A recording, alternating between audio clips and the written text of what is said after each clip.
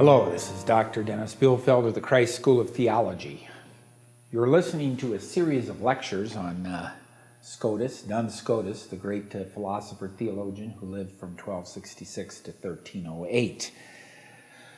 And last time, the lecture dealt with his notion of formal distinction. We distinguished a formal distinction from a real distinction, a conceptual distinction, and a modal distinction. All distinctions important for Scotus. I want to talk a little bit more about the formal distinction, and I want to talk about it in terms of the so-called indiscernibility of identicals. Okay. So now you see something on the board here that will make some of you want to flee because it looks complicated, but it's very easy actually. This is called a universal quantifier, and this is a universal quantifier, and that is a universal quantifier. This is called second order logic because we're quantifying not only over the orders of individuals but also over properties. This is an equal sign. This is a material implication sign, and this is a material equivalence sign. So it's saying for all x and for all y, any entities, for any entity x and for any entity y, and for any property p, x is identical to y. If x is identical to y, then every property that x has, y has. So the indiscernibility of identicals says that identical things have the same properties, right? Now this seems very clear. Who could claim that identical things don't have the same properties? Now, of course, you're saying, well, what is identical? Well, of course, a lot has to do with what identity means, but it means we're going to take it the very same thing. So if we have a white marble that is the very same marble as the white marble, so even though we're talking about, it seems at the beginning, two white marbles, we're saying they're the very same one white marble, then, of course, there can't be a difference in properties if you're talking about the same thing. It seems like this kind of rule of thinking is so deep that there could be no counter instances. Well, let's go and think about the formal distinction. Scotus distinguishes the necessary properties of a particular substance where the natures of which the substances are instantiations are not themselves coextensive. Okay? Scotus believes that there are formally distinct items that are distinctive, they have distinctive properties, right? And yet they are the same thing. That's what he's saying by the formal distinction, right? There is one thing out there that's not separable, but this one thing has two property groups. Items that are merely formally distinct can have different properties, even though they are one and the same thing. So, while Scotus holds to the indiscernibility of identicals, he does not hold it, and he does hold this for his metaphysics when he's talking about substances. He does not hold it for formally distinct items. The particular substances to which such formally distinct items belong are subject to the indiscernibility of identicals. If two substances are the same substance, well, then they have the same properties. The indiscernibility of identicals is a principle that governs substances, not their properties, according to Scotus.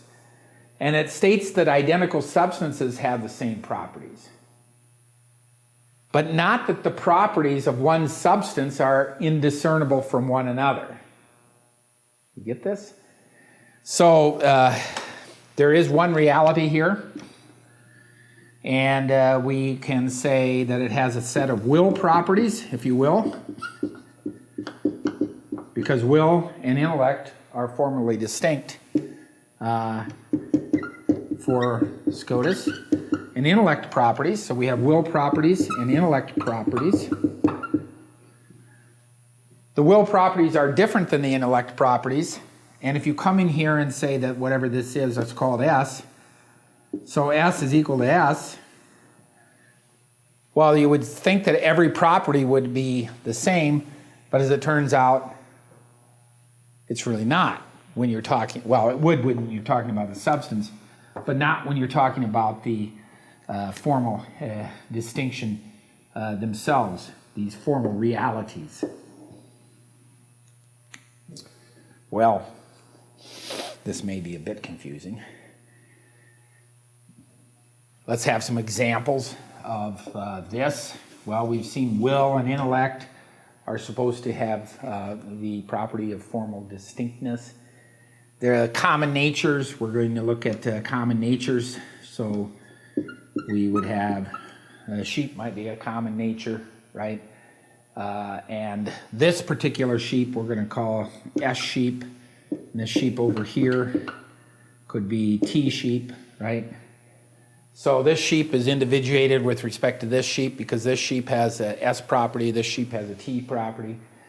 Well, this common nature of sheep and whatever it is that makes it individually, an individual, the individuator, we might say, this is formally distinct from this, although they are one metaphysical reality.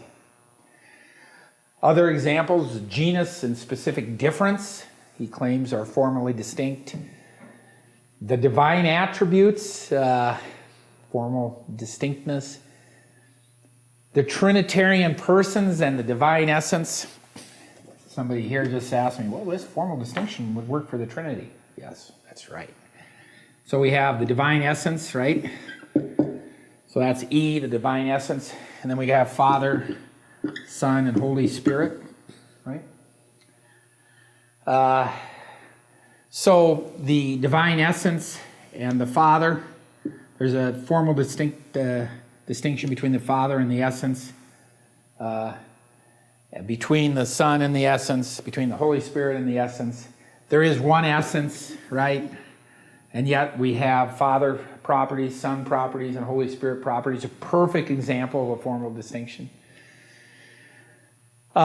Distinct formalities that are ontologically distinct enough to serve as property bearers have formal distinction. So Father is a property bearer, Son is a property bearer, Holy Spirit is a property bearer, formally distinct from each other, from the essence. Now, he seems to become more cautious about this distinction later in life, probably due to a number of objections to it. And it does seem like there is a certain tension between having a plethora of formal divine realities and divine simplicity. Remember, in the theological tradition, God is simple, right? He's not a composite guy. Because it's always better to be simple than composite. There's no potentiality in God. So he's simple. He's one. He's fully attained godness, actuality. So this notion seems to be in some tension with these formal distinctions that seem to somehow the formal distinction that we make is in the thing, but it does not allow the thing to be separate. So if this is all clear to you, then you are well on your way to becoming a SCOTUS, a 21st century SCOTUS. And we'll be back with you very soon talking a bit more about SCOTUS's metaphysics. This is Dr. Dennis Bielfeldt of the Christ School of Theology. Thank you.